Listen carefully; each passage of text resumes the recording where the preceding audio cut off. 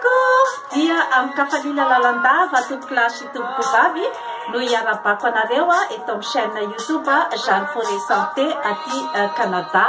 ary dia mahafaly ahy ny manolotra ny bonne année 2018 ho antsika rehetra rehetra ary mametraka koa zany ny fisaorana mitafotafo ho antsika rehetra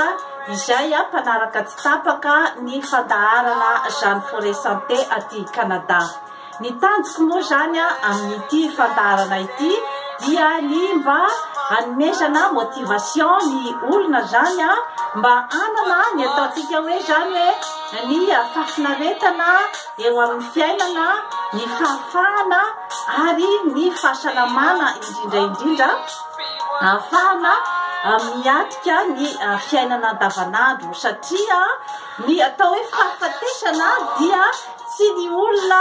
alevina ny ampasana ihany no atao hoe maty fa ny olona izay tsy manana fanantenana intsony, ny olona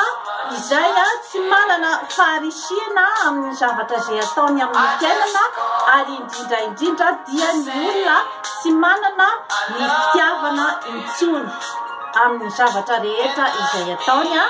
Ny anton'izany rehetrarehetra izany dia mety ny tsy fananana ny atao hoe information ary ny tsy fananana koa zany ny atao hoe motivation ka izany zavatra rehetrarehetra izany no ezahanay zany eto amin'ny chaîne YouTube Jeanne Forêt Santé mba hanetanana atsika rehetrarehetra zany mba hiroso amin'izany ataontsika hoe fandrosoana izany ary ny fanatsarana ny atao hoe fiainana mba hoe miaina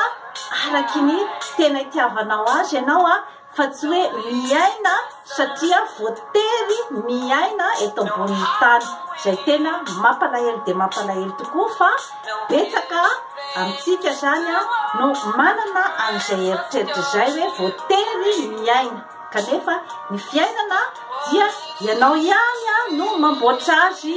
ho tsaratsara kokoa, handroso bebe kokoa zany amin'ny ataontsika hoe zany hoe fahasambarana. Dia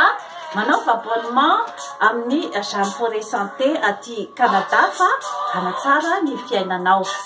Dia vola mirary tambaovao sambatra ho antsika mianakavy zany ary mirary fahasalamana ary fahobiazana amin'ny atao rehetrarehetra. Bye bye!